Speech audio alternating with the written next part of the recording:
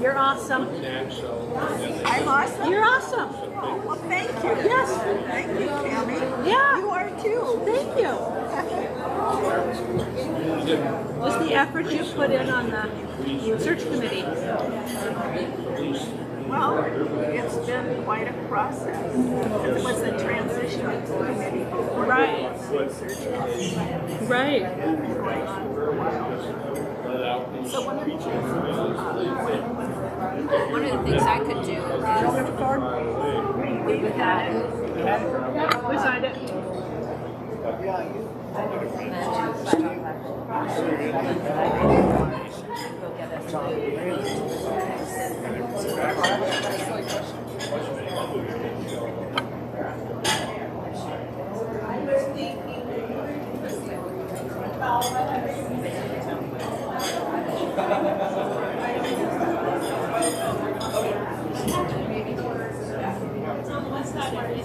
Yes, two brothers and their families and like they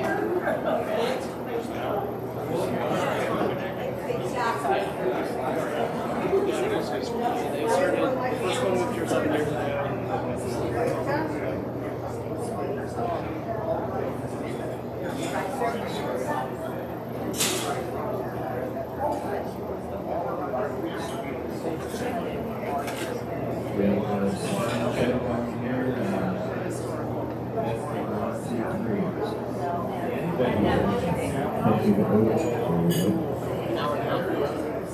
Okay, everyone, I'm Rich from the search committee.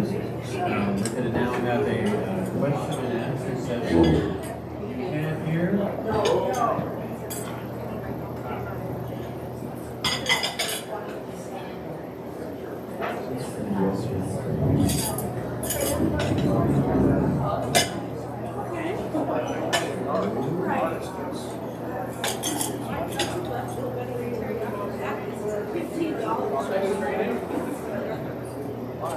How about this now? Can you hear anything? Can.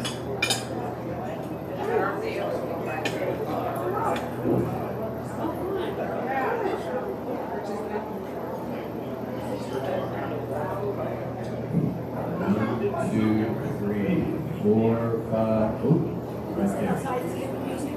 How about right now? Can anybody hear this? Yes. We can. Excellent. Okay. My name is Rich. I'm from the search committee. Pat is sorry she couldn't be here today, but we're glad we're all here. This is the Reverend Ryan Eichenberry from Appleton, Wisconsin. It's the Lutheran First English Lutheran Church. And as you probably all know, or you may not all know, but ELCA Lutheran ministers and Episcopalian priests are interchangeable in our faiths, so lucky for us. And what we're going to do right here is we're going to ask the Reverend Eichenberry the questions that we asked in the search committee interview that we did, and then he'll answer those. And then Ronnie had asked some questions in advance that Reverend Ryan looked over, and so he's going to address some of those. And in between, we're going to have questions from the floor. So if you have anything to ask Pastor Ryan, this will be a good opportunity for you to do it. So our first question is regarding pastoral care. How important do you think it is to visit sick parishioners at home and in the hospital? Good morning again, everybody. Good morning again, everyone. So, I think pastoral care is an important part. You can't hear, can you? Okay. You really have to hold this turn up. Okay, I'll figure it out eventually. Pastoral care is really important to me. On a number of levels. One, early on in my seminary, or during my seminary training when I was on my internship, half of my internship was served in a parish and half was as a chaplain in nursing homes. So I developed a real keen interest early on in the importance of caring for people that were ill and dying. And that became just something of real value to me. And then as some of my own relatives got older, because my dad got older and died, and a few other relatives died, I began to see firsthand how important that was to people and to their faith and to their lives, to have those moments and to connect spiritually in those final days, and during long-term illness as well. So it's an incredibly important thing to me. That was just, I have no idea what I said a month ago, so I don't know if I'm going to answer any of these questions the exact same way. If you answer it differently, we'll set off the bus.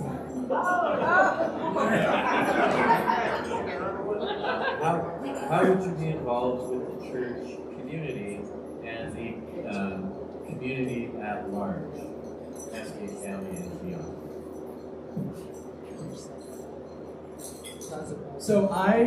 So church is very important to my whole family. So I have a husband, Burke, and we have 3 kids that we fostered and adopted. And so they're all very present in church all the time. They all volunteer. You know, my oldest likes to acolyte and help with sound and do that kind of stuff. And you know, my youngest is more like, oh, we did church again. You know, that's. He's not quite there yet, but the others are pretty keen on it. And so church is a big part of our lives. And I think when they think about, you know, my kids actually think Advent is a thing. And which is, you know, not always the case. But it's super integral to our life. So being involved with church and having church be a big part of our community and our lives is really integral to us. Wherever we're at, that was the case before I went to seminary, and before I was ordained, and it's still the case for us now. We're also really civically minded, so for us, the community we live in is very important. So we always get involved. We always want to belong to things. Like when we lived in Stockton, California, we had season tickets to the symphony and season tickets to the hockey team and season tickets. You know, it's really important to us to engage and be present in the community because that's where we live. And that's, you know, that's how we engage with people and both, you know, as just other people, but also as people of faith, and engage and share our stories. So community involvement both in church and in church and in the community is a really important critical part of our lives. Very nice. Did you have any problem officiating at a same-sex marriage at Incarnation?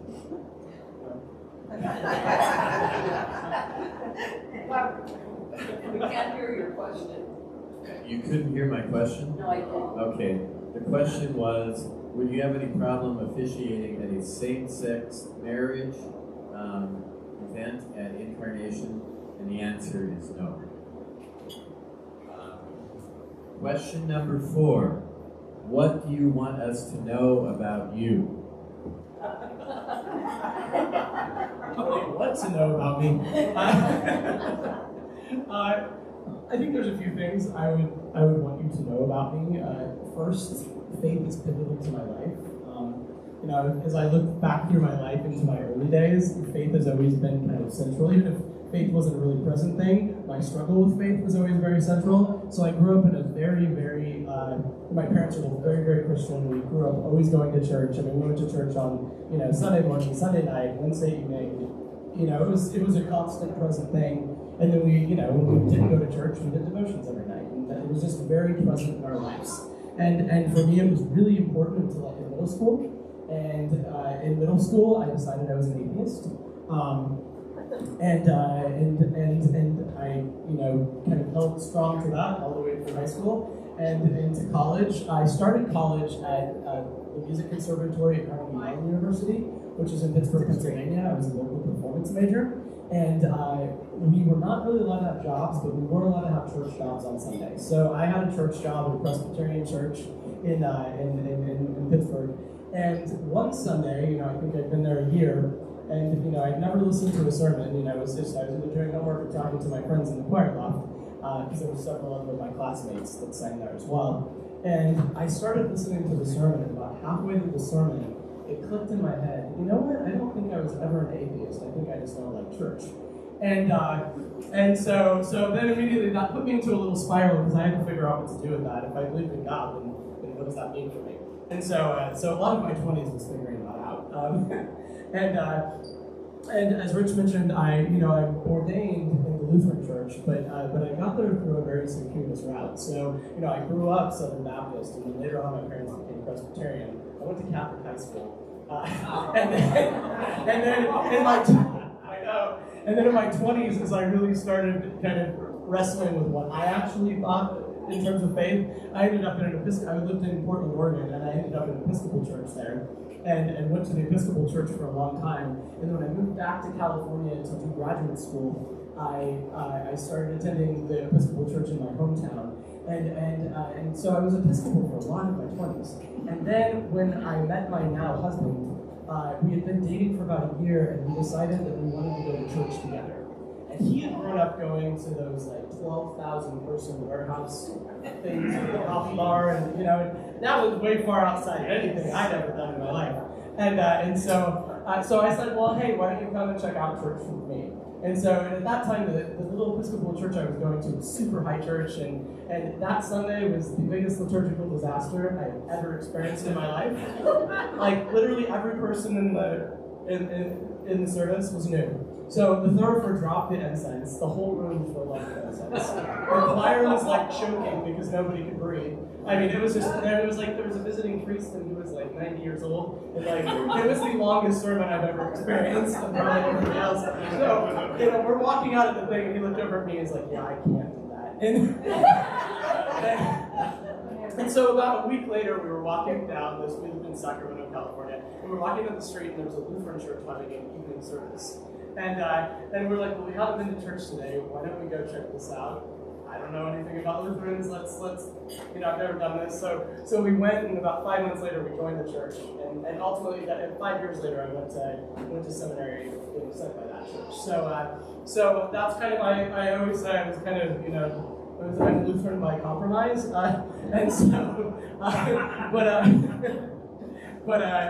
I kind of have this weird foot in two worlds in a sense. I feel very comfortable in the Anglican world and very comfortable in the Lutheran world. And my first call was in Stockton. Am I taking too long on this? No, you're fine. Okay. I like to talk. My first call was in Stockton, California, which is in the upper part of the Central Valley of California. And I was first called there as the pastor of a little Lutheran church there. But over the first couple of years I was there, my church and about 5 blocks down the street was an Episcopal church. And the priest and I became friends. And she was older. She was gearing towards retirement. And she and I became friends. And we started saying, hey, we should do some things together. So first it was Good Friday, and then it was All Holy Week, and then it was all the extra Advent and Lenten things. And then so finally it was time for her to retire. And by that point, we started having this conversation. We have these 2 little tiny churches, and we have these 2 properties. Maybe we should work on selling the property and sharing the property. And we began these conversations with the 2 churches. And then I don't remember if it was the Episcopal bishop or the Lutheran bishop, but one of them was like, you know what? This might be a lot easier pill to swallow if you start with them just sharing you. And so that's what ended up happening. When she retired, I just became the priest of the Episcopal church, and I stayed in the Lutheran church, and I served there in that context for a while. And so I kind of again have that foot in both worlds. So I'm going to let that go for now, because I'm sure there'll be more questions about that, and I don't even remember what the question was at this point. Well, the next one is kind of related. What appeals to you about the Episcopal Church in general, and the Church of the Incarnation in Great Falls in particular?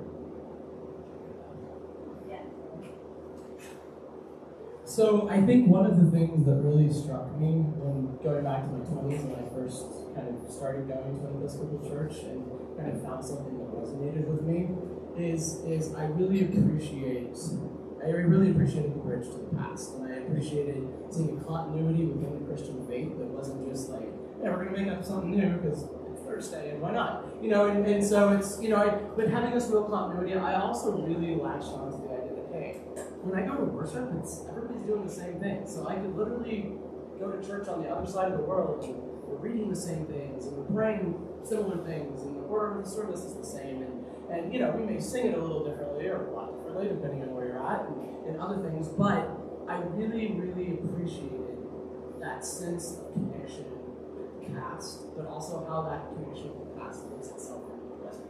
So that was always a really important thing to me, and I think from that, the Book of Common Prayer became really important to me.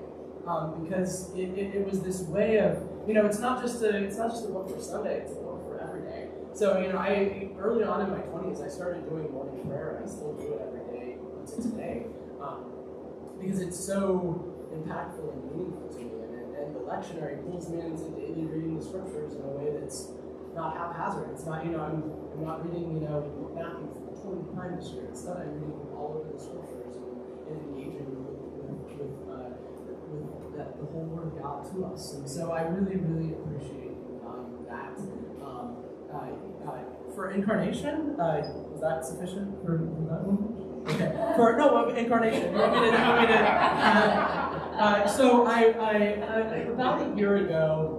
about a year ago. So my whole family lives in Helena, Montana. I have two brothers, and they both have families, and then my mom also lives there. My dad, I think I mentioned, he passed away. But they started moving here from California. They're those people. Not me. I've been moving here from Wisconsin, so. but they all started moving here about 7 years ago, and they all live here now. So about a year ago, we started talking, and we had decided we probably weren't going to stay long term at the church that I was serving at.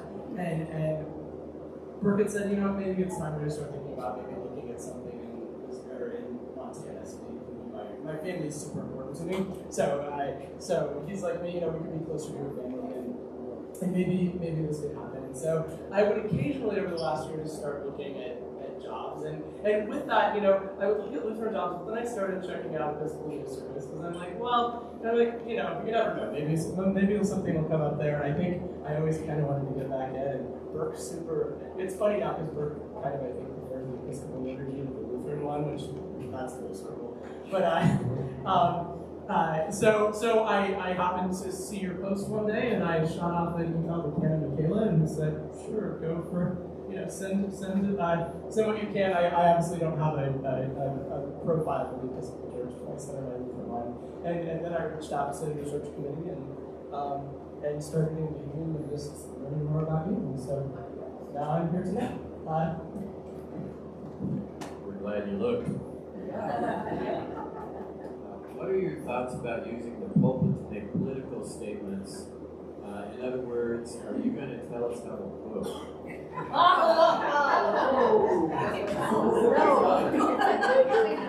The quick answer is no. I'm not going to tell you how to vote at all.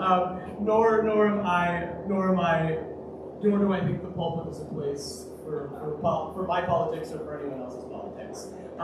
The way I answered this question for the search committee after I said that brief caveat is, what I think my responsibility is as a minister related to politics is to remind each of us, including myself, that our ultimate allegiance is not to the United States or to any other nation or kingdom in this world, it's to the kingdom of God.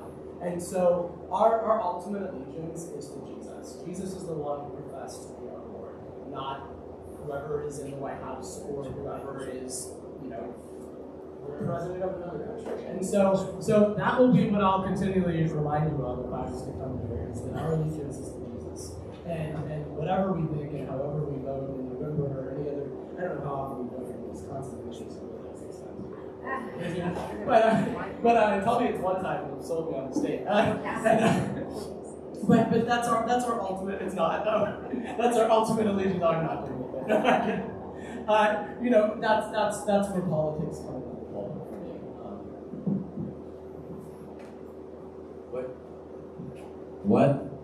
What kind of relationship do you have with Jesus Christ? So, if you were to ask me to describe myself and to qualify myself and give you a definition of myself, Jesus would be my answer. My faith is the absolute central thing in my life, and it dictates everything from how I engage in being married to how I engage in raising kids to how I engage with other people. It's the fundamental thing that undergirds everything that I do. Sorry, is that better? Did you guys hear that, or do I need to repeat all that again? We're good? Okay. Yeah, it's super integral to everything I do and who I am. And so for me, Jesus is always the center. And so when I wrestle through difficult things in life or what I should do about things, it's always going back to the person of Jesus that we meet in the scriptures and in our tradition and wrestling with, what would Jesus have me do or be in a particular moment. What kinds of topics would you address in sermons? And how do you feel about using personal anecdotes or current events to support your message? And how long are your sermons?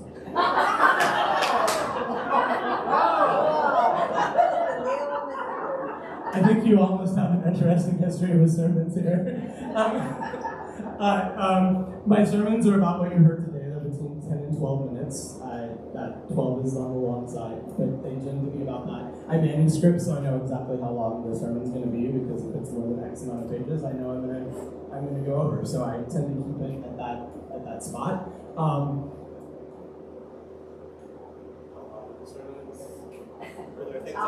Topics, personal anecdotes, current events. Okay, so personal anecdotes and current events, were they relevant? So this morning I gave you a bunch of statistics about just how depressed the United States is. And so that would be an example of how I would use current events. And very rarely, something pretty monumental has to happen in the world for me to actually use that as my picking point for a sermon on a particular Sunday, though there are a few times that has certainly happened for different reasons. But in general, I tend to let the lectionary guide me. I get 4 texts, I get 4 choices of topics. You're going to hear about one of those 4 choices of topics on your after Sunday. And so if there's something really relevant about the world we're living in right at this moment that engages with that, I might put that in. If there is something from my own personal experience that really resonates with the topic, I might engage with that, but it will always be my story. I do not use my children as props, so my children are not part of my sermons. They're little members here like everybody else. And so just like I wouldn't share the stories you tell me in a pastoral visit, I don't share the things that they do at home. And so, but when it's applicable, I use personal stories. And like I said, for topics, the topic is what the scriptures present to me, and where I go from there. There are occasionally times during the year where I might do some little, especially I do this during Advent, I might go off on a topic, and the topic of the Advent might have very little to do with what's in the lectionary, but that's a very rare instance. And one more thing, do you like to use historical context in your sermons? I noticed you did that a little today. Yes, I am a historian by training, so I have a master's degree in church history from the Church Divinity School of the Pacific, which is an Episcopal seminary, and it's part of a larger group of seminaries called the Graduate Theological Union in Berkeley. If you talked to me about 15 years ago, I would have told you I was going to get a PhD in history and teach or do something like that on some level. So yes, there's a historical aspect to the way I engage with and grapple with scripture. What is your leadership style? I very much believe in leading amongst people. So I'm not a dictator. I'm not anything particularly special. I believe in entering a community and leading with the community. And this goes into one of the questions that one of the questions Rich had was about outreach and how we engage in that. And one of my first answers to a question like that would be, I would not dictate your outreach. I can't make you like the things that I care about. If I come in here and be like, we are going to do this ministry to this, it's probably going to be me and my family and maybe one other person. It has to be the things that you're engaged with in this community and how you want to engage with this community that dictates that, and then I even and sometimes follow with you. And so that's my general approach. In terms of like when you get to the nitty-gritty of things, I'm not a micromanager. I don't like to be a micromanager. I like to be like, hey, we're going to do this, we're going to do this, we're going to do this. All right, let's all meet when it's done and figure out the next step. So, how important is music to you as part of a Sunday church service? And are the rumors true that you would have a great singing voice? What was that? Are the rumors true that he has a good singing? Oh, great. Yes, he does. I can't sing, so that's the second one. But the first question is, I think music is very important. I love music, and obviously, you know, there are times and places when maybe worship needs to be a little more solemn and a little more spoken because it brings us into a different place. But the majority of the time, the majority of days, I like a little or actually a lot of music and the service and what we do. And you know, sometimes I get home, sometimes our family devotion time at night is just passing out hymnals and singing hymns for 20 minutes and you know, and saying a quick prayer at the end. Sometimes that's all we do. And rather than you know, all the other things that we do sometimes. So music is super important to us, and we love the variety of hymnody and worship. What do you think of the idea of placing video screens in the sanctuary?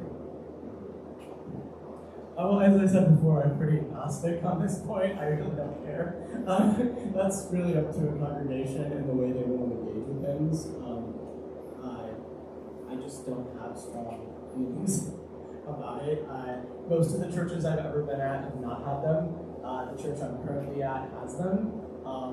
Well, they have, so the church I'm at now is a larger church, and they have 2 sites. And at one of the sites, we don't even use the screens because we can't get enough volunteers to run all the screens, and that's a whole other thing you have to think about when you put them up, because it takes like 2 people just to do the screens.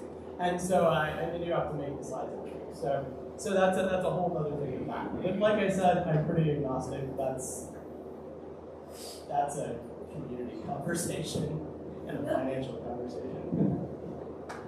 Okay, those are the search committee's questions and Pastor Ryan's answers. Now we're going to have any questions from the floor. If you have a question that you'd like to know, I'll hand you the microphone, and then Reverend Ryan will answer. I'm going to grab Rich's questions too, because I'm not going to remember them when we get to it.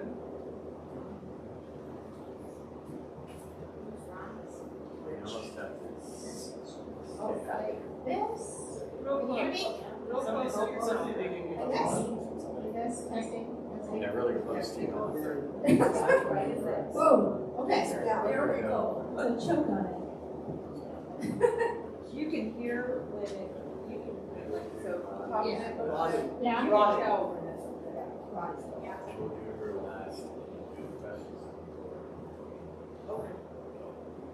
So, what brings you joy outside of Jesus? Joy it was. Outside of Jesus. What brings you joy outside of Jesus? Oh, So several things bring me joy outside of Jesus. One is my family. I very much enjoy my family. Not always the 14-year-old, but everybody else. All over the pieces. But that brings me a lot of joy. We like to spend a lot of time together. The things that I really enjoy, I run, swim, and hike. All of those things are super important to me, and I do them on a regular basis. I very much enjoy reading. I read a lot, and so on a lot of different topics. My whole immediate family really loves to travel, so we just got back right before I flew here. We got back from a week and a half that was supposed to be spent in Myrtle Beach with my father-in-law. We were there for one day, and then the hurricane started coming, and we said bye. And so I just kind of pulled up my phone, and I'm like, well, we've never been to Kentucky and Tennessee, so we're going to go exploring. And so we did that. But we love to travel. We love to see new things. And that's a super important. My 14-year-old has been to 38 states now after this summer. So that's a really big thing that makes us really, really happy. But those are the things I really enjoy.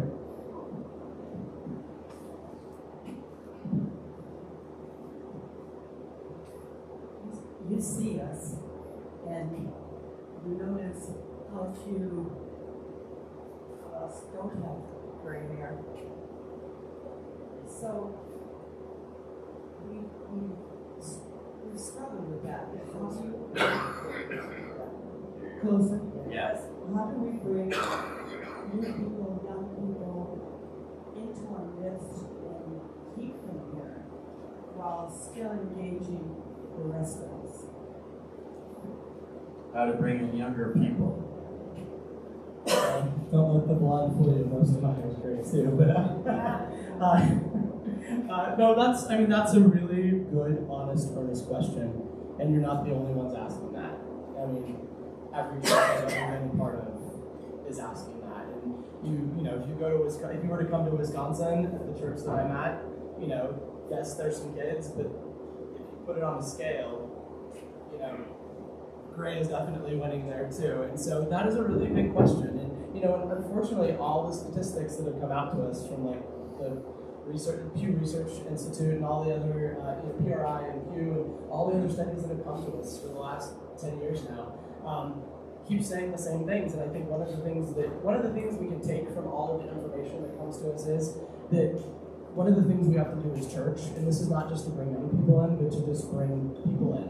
All those people that represent I'm going to check none on a religious affiliation. I'm going to check none on a religious affiliation box. All of those people, they're saying the same things. And the things that they're saying are not like, we don't like the hymns, or we don't like the liturgy, or, you know, they're not complaining about that stuff. They're complaining about attitudes. They're complaining about, why does the church seem so hypocritical? Why does the church why does the church allow abuse? Why does the church allow, why does the church hate gay people? Why does the church, X, Y, Z? Those are the things that are coming out. And I think a big part of what we have to do, both on the small level, but also as the church on a bigger institutional level, is really engage and wrestle with how do we own up to some of the things that we've done, and how do we actually change who we are so that we better reflect who we're supposed to be, which is Jesus. And so how do we get to that point? And I know that's not a perfect pristine answer, but I think that's a first step, is having really honest conversation and a really honest look, which of course is terrifying, about who we are and why we do things and what we expect out of people. Because again, they're not upset. The biggest influx into the Episcopal Church is young evangelicals that are leaving evangelicals and looking for somewhere else. I mean, that's not, they're just looking for something that's more earnest and honest and wants to wrestle a little bit about what the Bible actually says. So it's not that, I don't think we should get caught up in a trap too that like it's only young people that are in the church. It's a lot of people that are in the church. And I think we have to have that honest wrestling so that we can be something different and offer that to people. But then I think the big step beyond that is we have to be willing to go out and put our necks on the line and say, hey, this is who we are, this is who we represent, and this is what we represent. Maybe think about joining us. And that's probably just as scary, if not more scary, than the self-examination. Did that answer a bit?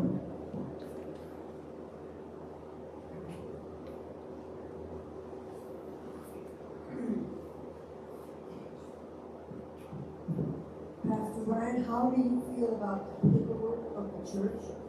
And how about the inner workings of the office? Did everybody hear that? No, we did not. How do you feel about church paperwork and the inner workings of the office? And some of these, I'm going to answer some of Ronnie's questions with that, because he had some questions about some of that stuff as well. So, first of all, paperwork is important, and records are important. And so, I served in the Episcopal Church for a number of years. I filled out the little red book every Sunday, and once a year I sent it all off to the bishop's office. So I'm familiar with the process, and Lutherans have a similar process. By which we would keep records as well. But it's important. It's important for a number of reasons. It's important so that we know who's our community, who we're responsible for it, who's part of the baptized. And it tells us so many things about who we are as a community. It's not just boring paperwork. It's paperwork that's indicative of our life as a community. And so I think that the paperwork is super important. One of the questions or kind of a series of questions that was asked to me online had to do with just the office and how the office works, and how I think some of it was how should a rector how should a rector work in the office and what keeps the rector accountable? There's a whole line of questions along that. So I'm going to give you a bigger answer now to your question that kind of answers a lot of those questions. And I'm going to start by just a narrative of how I work, because there's not one way that a rector is going to work. People are different human beings. You're a retired priest, right? So you're a retired priest, right? I bet you and I have a totally different working style. So I'm just going to give my working style and kind of tell you what a week in my life looks like. I wake up at 4 in the morning. I know it's obscene. It used to be 3. At 42, I finally gave up on 3 and shifted to 4. But I get up, and the first thing I do is I do morning prayer. And after morning prayer, I answer all the emails from the second half of the previous day. And then I tend to work a little bit, and then I go to the gym. And when I get back from the gym, that's when I get my kids up. And then kind of my kid morning starts until we go to school. And then I come to the office. I generally work at the office for the first half of the day. And that's when I engage with, planning the liturgy for Sunday or getting all that kind of stuff ready. After I finish the morning part of the day, I tend to go home, and then at home is where I spend time doing sermons and long-range planning and all of that kind of stuff, mainly because I can focus my brain more in the quiet of my house and no one ever interrupts me, because I can just turn my phone off and there's no other human being until 2:30 in school, or 3 in school. So then I get my kids, and then I kind of shut down for about 2 hours, because I'm all about my kids for about 2 hours. And then, as we go into the evening, it depends on the day. Some days I have council, which would be your equivalent of vestry. Some days I have other meetings, and I do those things in the evening. And then I tend to work about an hour and a half on Saturdays. I usually, sometimes a little bit, if it's been a really rough week or it's a Holy Week, I'm usually writing a sermon on Saturday. But in general, I try to get that done on Thursday. But there's always something that has to happen on Saturday to get ready for Sunday. And usually it doesn't take that long. And then, of course, Sundays will be very different because we're all together on Sunday. So that's kind of the general flow of a week in my life. And again, it looks different for some people. Because some people like to stay up until like midnight, and I don't understand those people. Does that answer some of your questions? And I hope maybe it's not all of them. I can keep going. Keep going. Okay.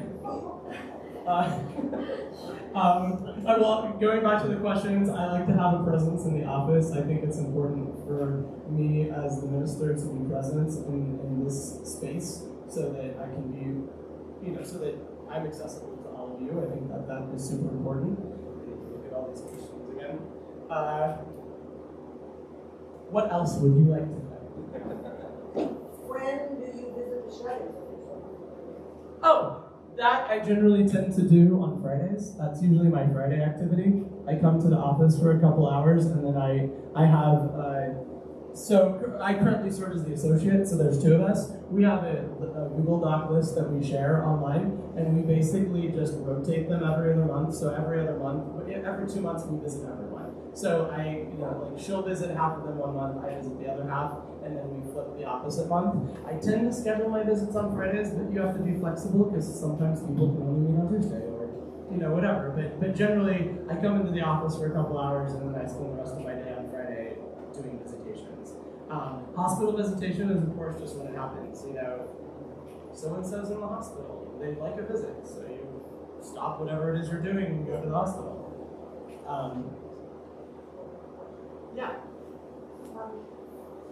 Would you schlep everything off to Donna, or would you do the paperwork yourself?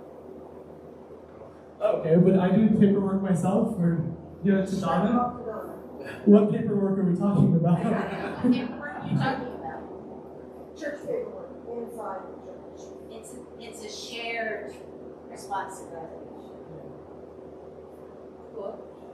I think maybe what she's driving at is how willing or unwilling are you to run away from the paperwork aspect of the job?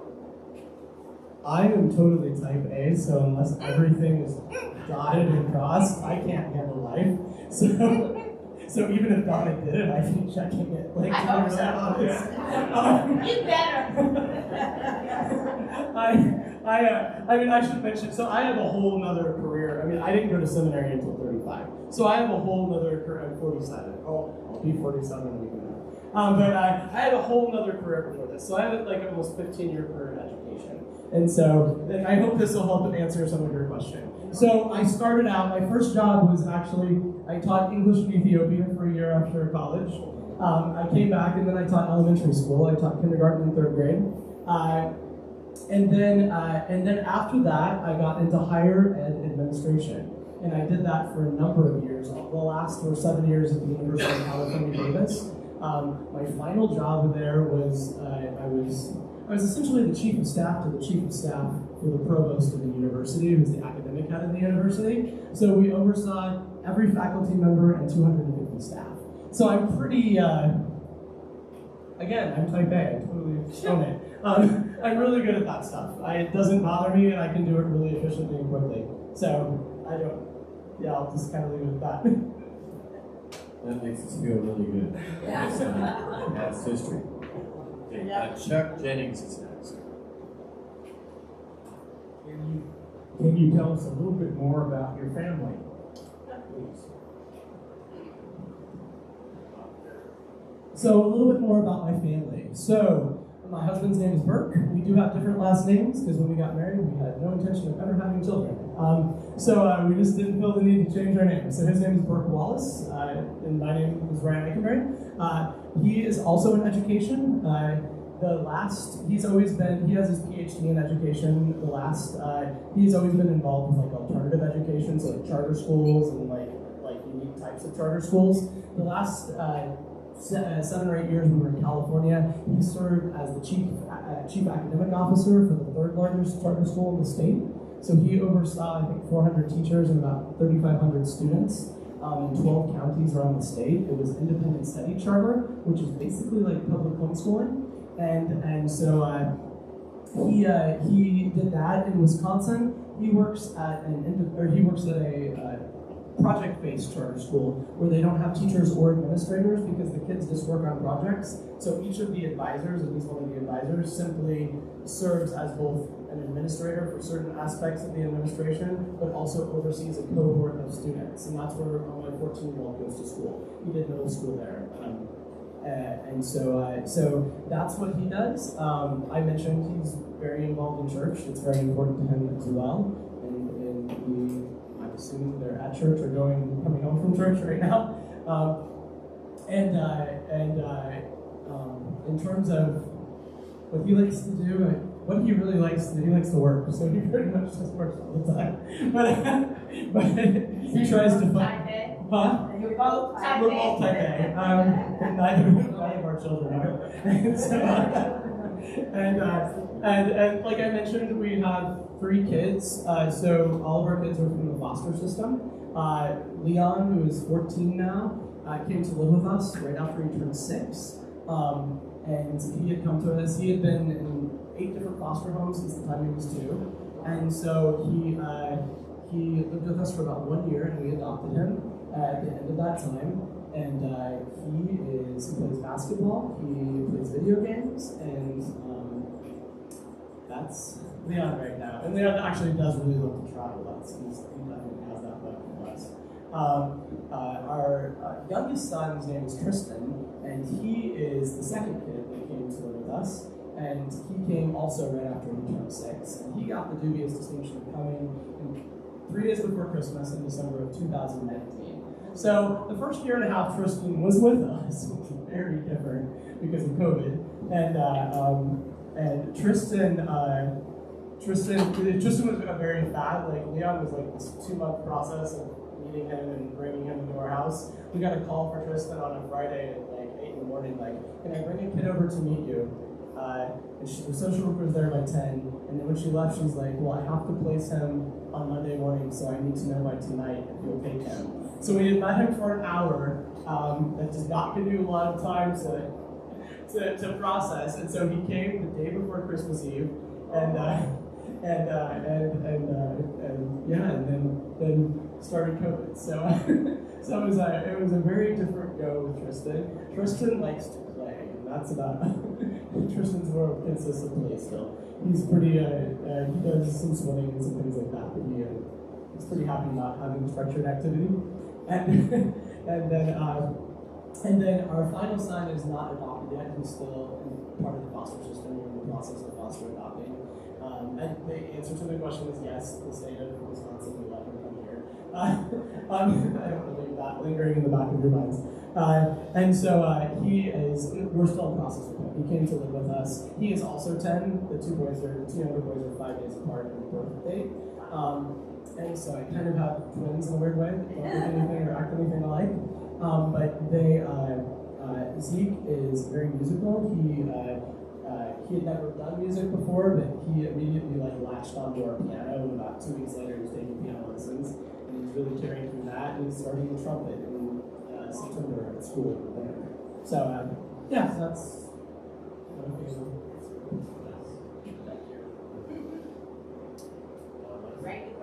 I think Bob.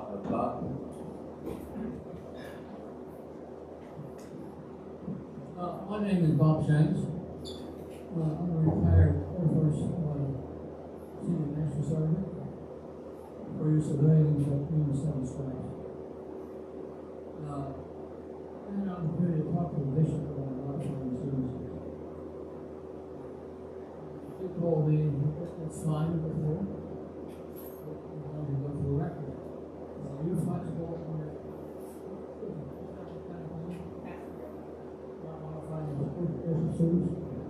Can you further elaborate? So the question is, what is my comfortability with modifying the worship services? Can you define what you mean by modifying? We did it twice. Okay. Going very well. Happened. And then put on the service. Very well. 8 o'clock, we rearranged some things.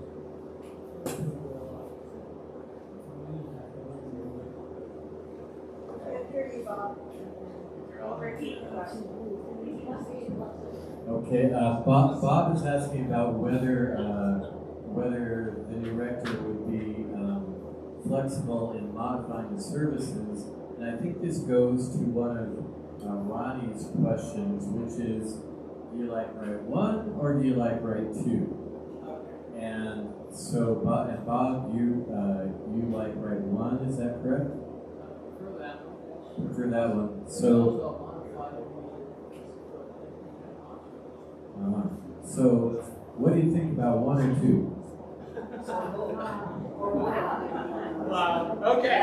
So what do I think about 1 and 2? It's a complicated answer. So my undergrad, I have 2 undergrad degrees. One is in biblical studies and one is in English literature.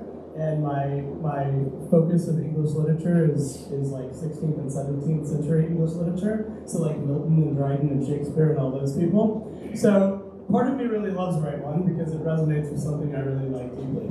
And so I like that and value that. But the flip side is we live in a world where the average American reads at a 7th grade level. And 7th graders can't read Shakespeare. And so, or they can, but they don't know what they're reading. And so I think in general, I think we kind of have to veer more towards the use of Rite 2 simply to engage with people where they're at.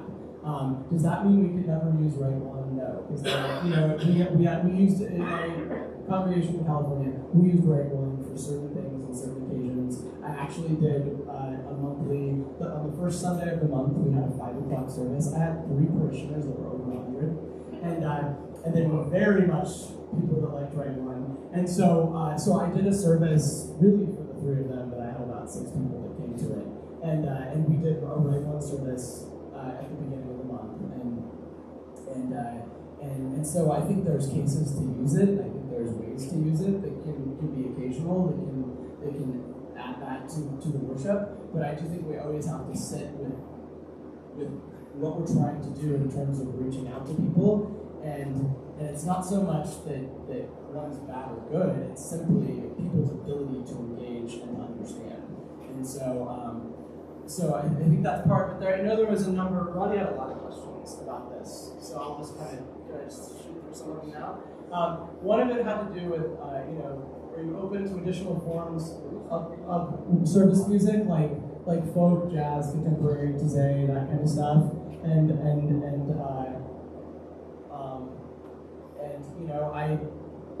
I'll answer this, but I'll answer this with the caveat that I've only talked to your bishop once. I don't know all of what's been authorized in the diocese and all of that. So there are constraints to what we do in our worship, simply set by the diocese. And yeah. Okay. Bishop said fine.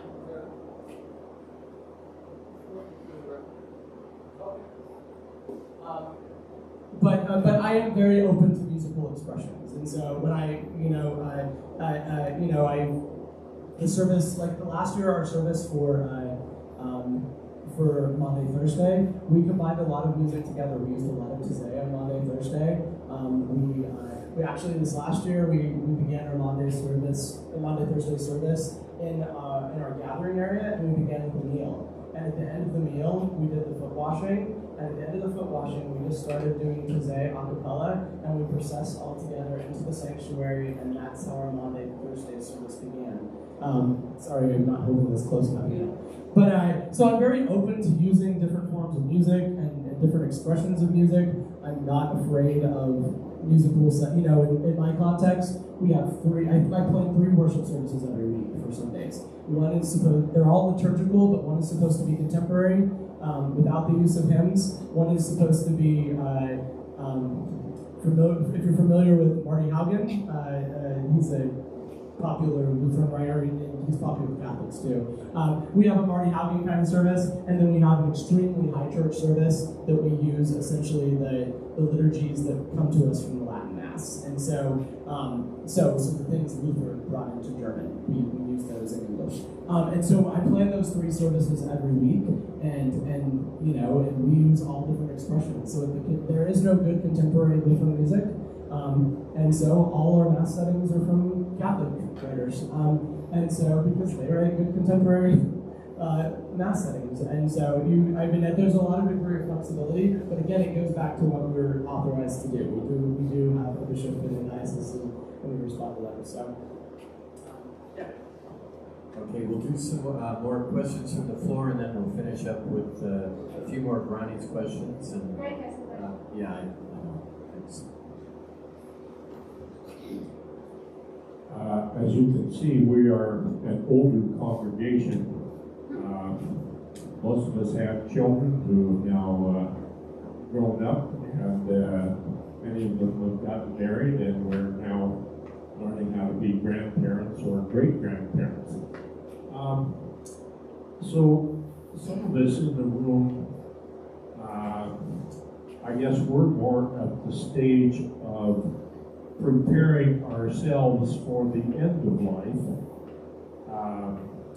and what should we be doing in that regard?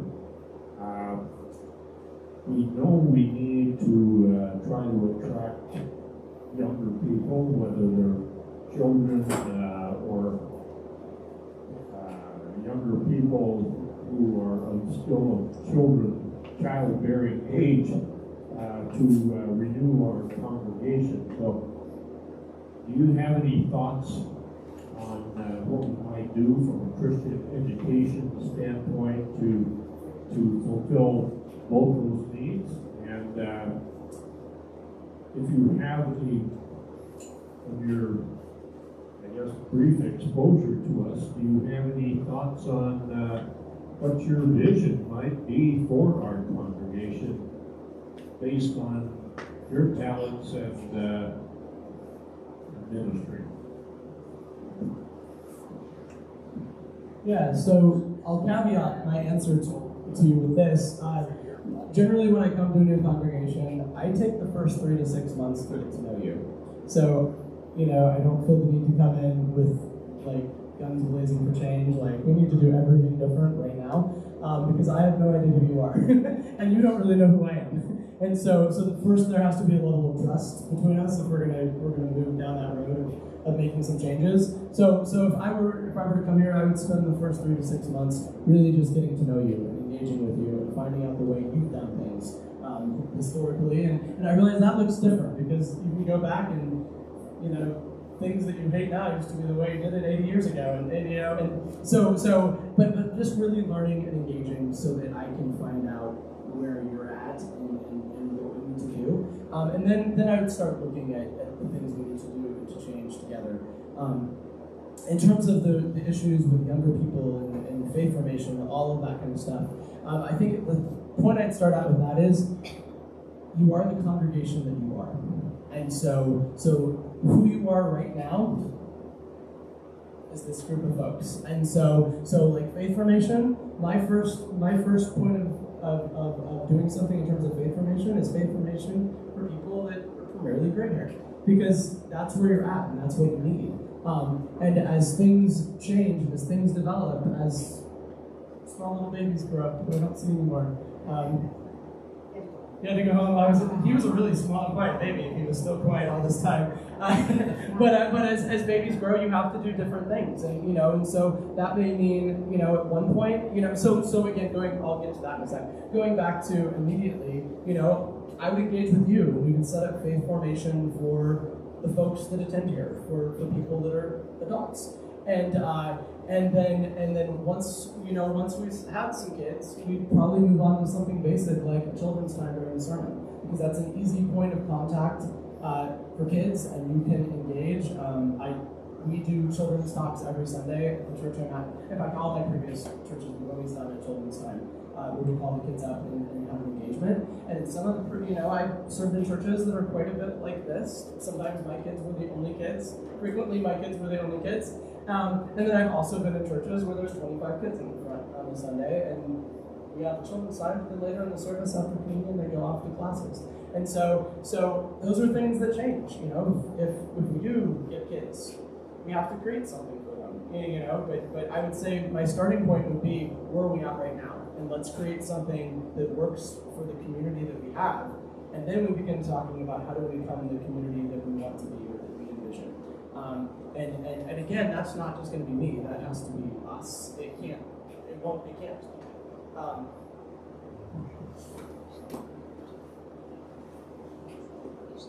You didn't have a question anymore? Thank you.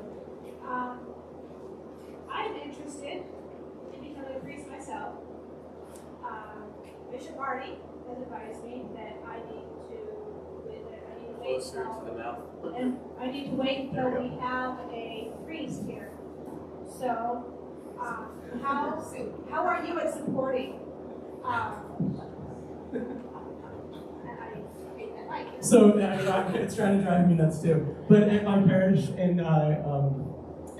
Stockton, I had one young man. It was interesting because it was a very you make them look young. And so it was a very, very elderly parish. But there was a young man who literally came every Sunday. He was 19, and after about 6 months of me being there, he basically said something similar, like, I'm in college, but I'm envisioning maybe someday I might be interested in doing seminary and becoming a priest. And we began a weekly talk. So he and I would meet once a week. We did all different things. After some time, I connected him with the bishop's office, the canon, and they ultimately began some talks later. But we did different things. We read some books together. We had conversations together. And it just became a process that we went through. So I'm comfortable and familiar with it. And that's exciting. And so, I don't know if you want more than that. That's like an example of I know what I'm doing with it on some level.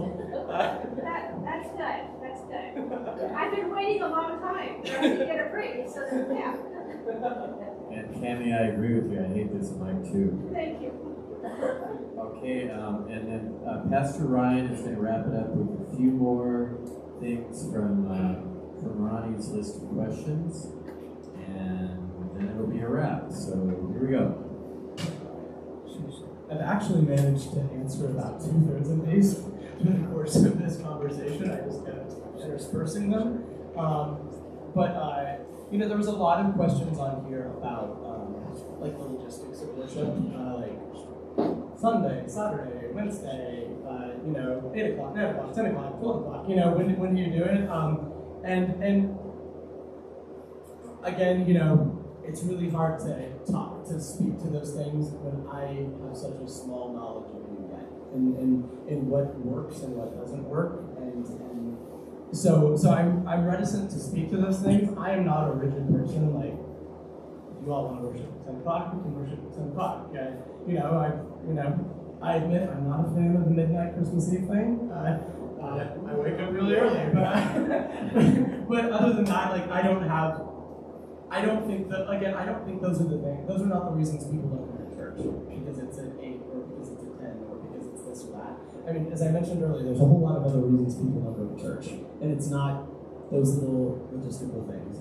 And those are really things that communities dictate. So that's conversations that have to be had in community. And I'm just not there with you yet. I'm just meeting you. So I don't.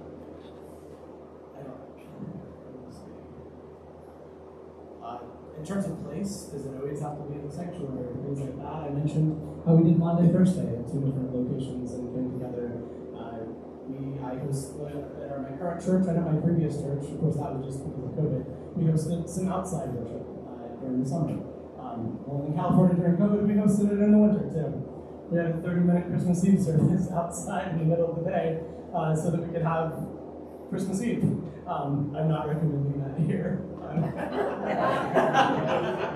I probably won't do it here. You guys are way colder than Wisconsin, so Yeah, but no, we yes, we have a lot of humidity. I'm going back to it tomorrow. Are you a Packer fan? By default. I have a hat. I've been in the field a few Oh, my times. teams!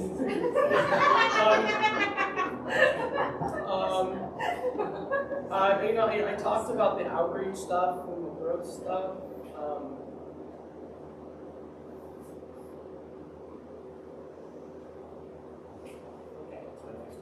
Okay. One more question. Well, Becky, and then I'll have one more question, and we'll be good. Not a question; it's a presentation. Whoa.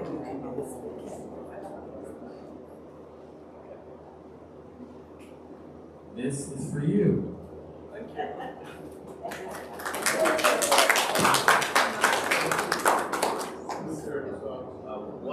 One more quick question. If things work out here and you were to say yes to us, when do you think? Caveat that to say yes to me too. It's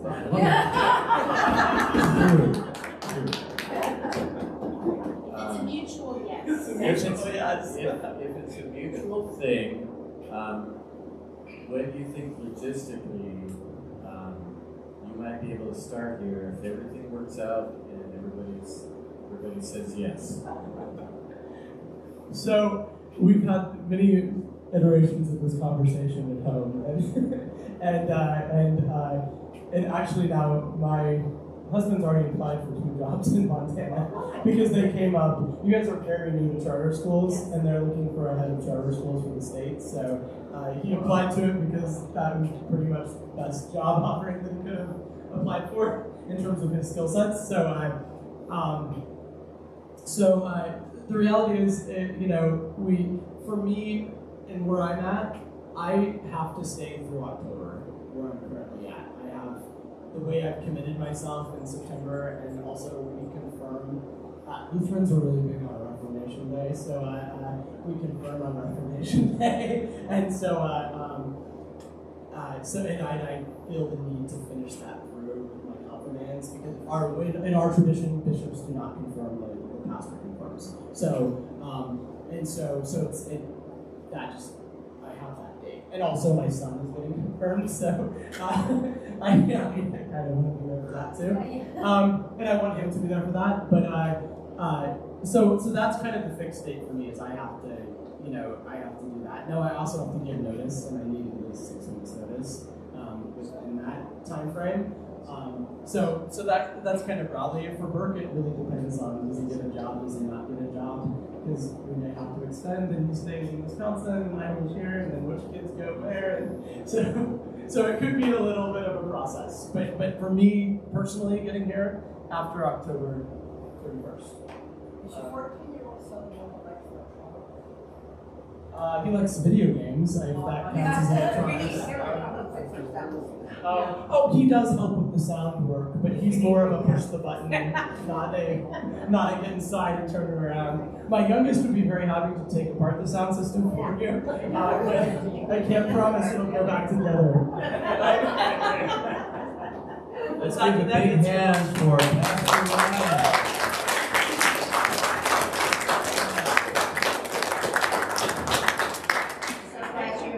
Open your gift. Oh, open my gift. I want to see his face.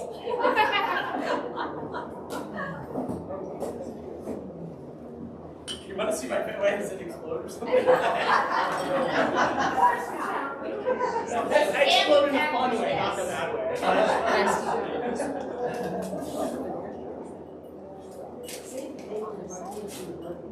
Do I need it for my birthday present? I'm the one that buys the birthday presents at our house.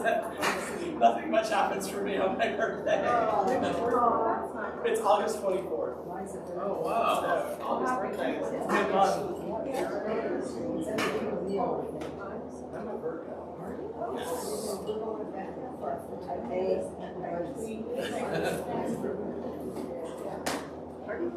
Oh, gosh. Is this like a test to see how hard it is to get done? I don't know what Becky did.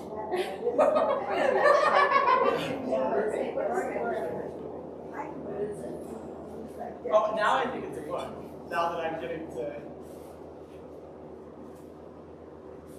Big Burn. Okay. So we understood like history and Montana history. Is that the best? Do you guys know that I'm Irish? What's that one? The immortal Irishman, an Irish revolutionary who became an American hero. Okay. Sarah? Thank you.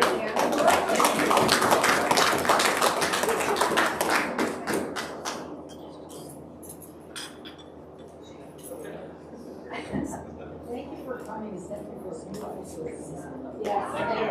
Thank you for joining. You're a great singer.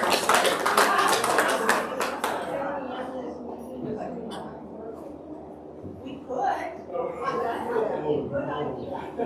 We have a request to sing happy birthday to Pastor Ryan. Let's do it. Happy birthday to you. Happy birthday, dear Ryan. Happy birthday to you. I'm officially not in my mid-40s anymore. I can't claim that over. Okay, what title do you prefer? Reverend, pastor, father? I respond to all.